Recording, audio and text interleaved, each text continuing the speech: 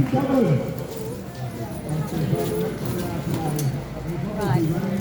I'm all Getting a bit wet, isn't it? well, I've got to go. Former UK Minister for Pakistan, who wanted to sacrifice his career as a whistleblower. Craig Murray. Thank you. Craig Murray. Right.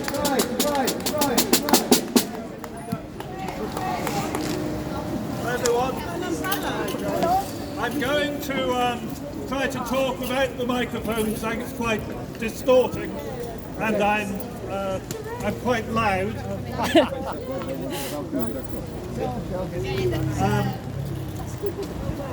I was here on the day Julian was removed from the embassy.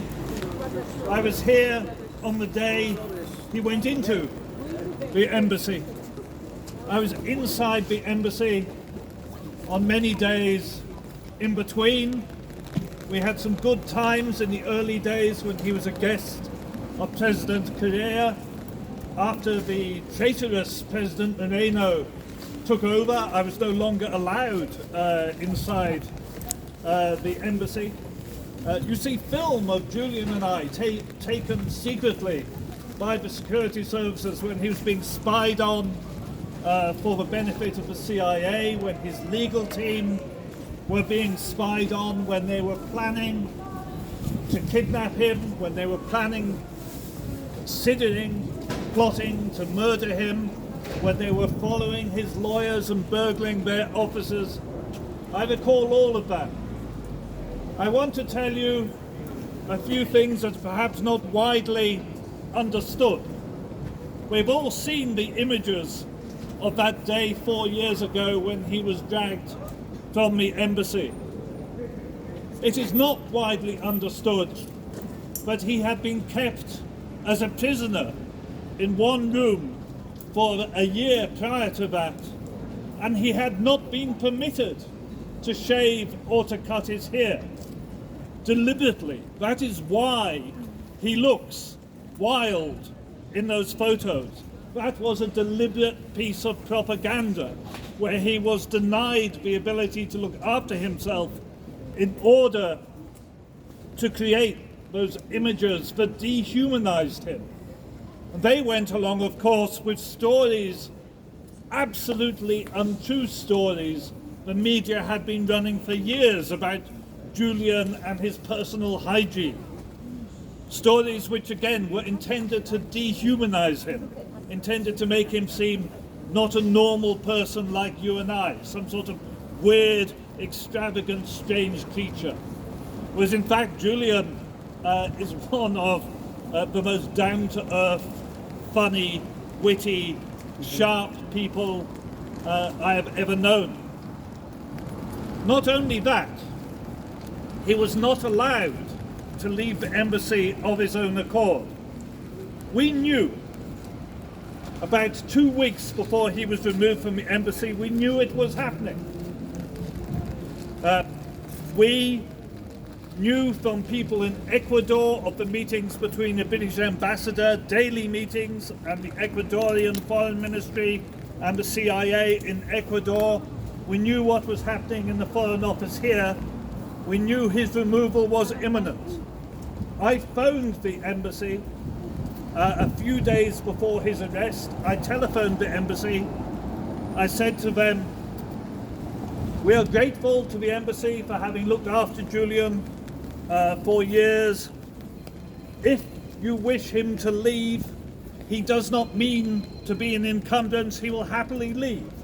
Just say you want him to leave. He will walk out the door and hand himself over to the police. Just tell us and he will go."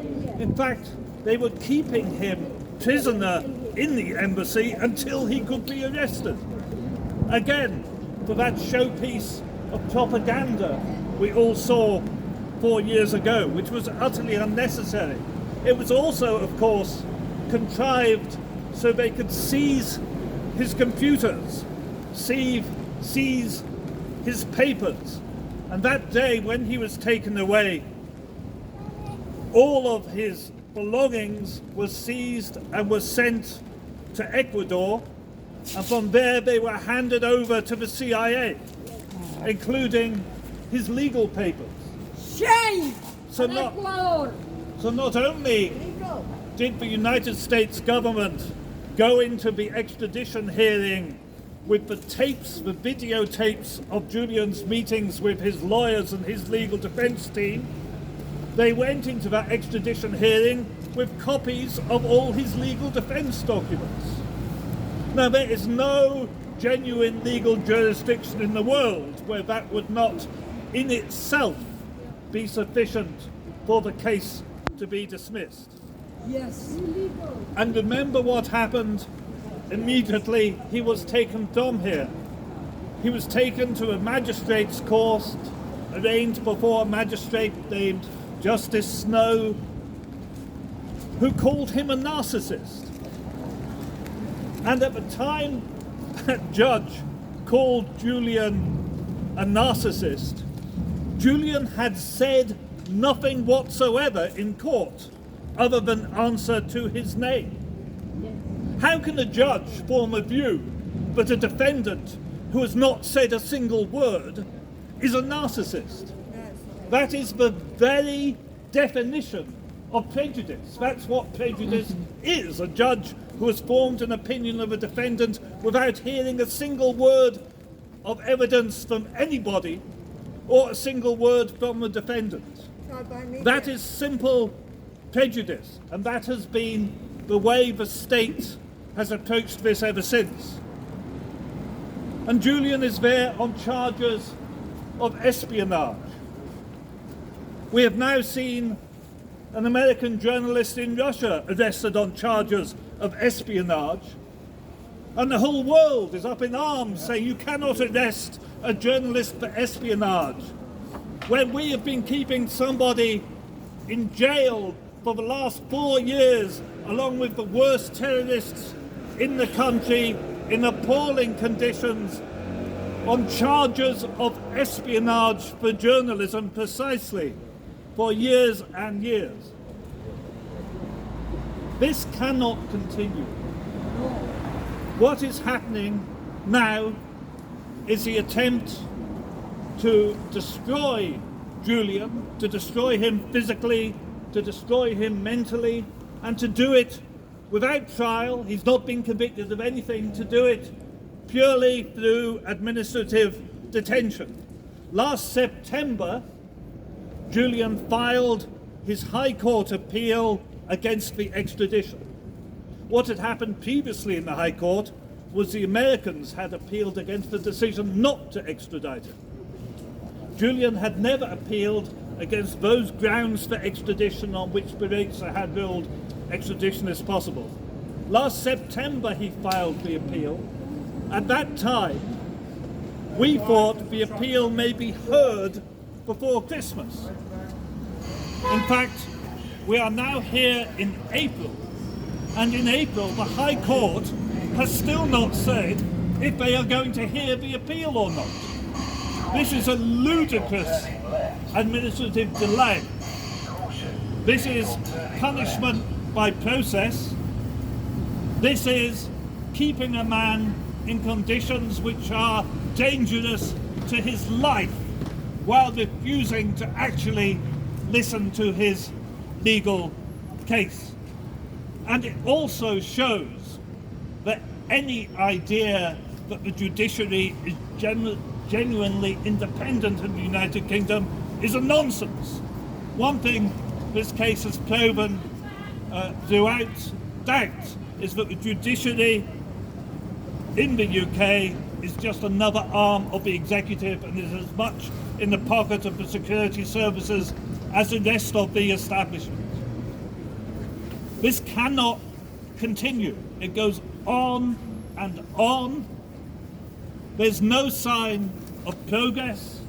There's no sign of any desire to grapple with the legal issues. Public opinion has changed entirely. There's now massive popular support for Julian. People realise what is happening. There has been a major change in that regard because propaganda can only survive so long.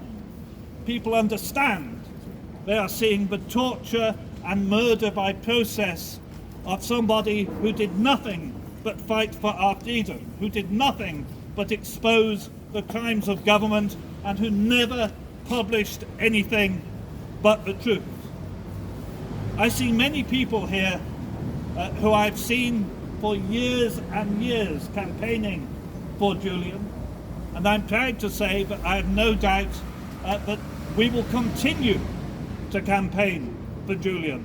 We will continue to keep up the fight. We will not allow them to bury him and forget him in the way that they are trying to do. And by God, I genuinely believe that ultimately we are going to succeed and Julian will be back with us again. Thank you very much. Bravo! Thank you! Julian! Thank you, Frank Murray. Thank you! Can I ask to speak?